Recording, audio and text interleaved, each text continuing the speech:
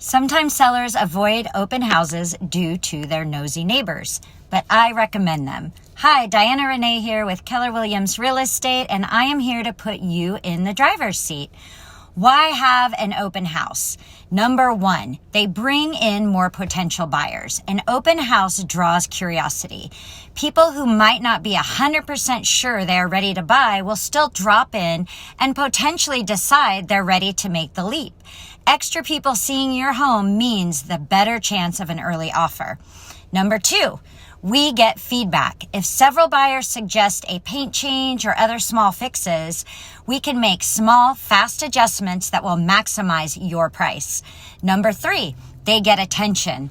Open houses get neighbors, buyers, and other agents talking about your home, and that's valuable because your buyer could come from so many different places, including social media posts, word of mouth, or just agents networking with each other.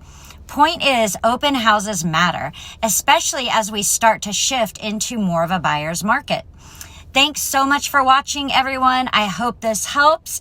If you or anyone you know are looking to sell, buy, or invest in real estate, give us a call. We're happy to help. Follow me for more real estate tips.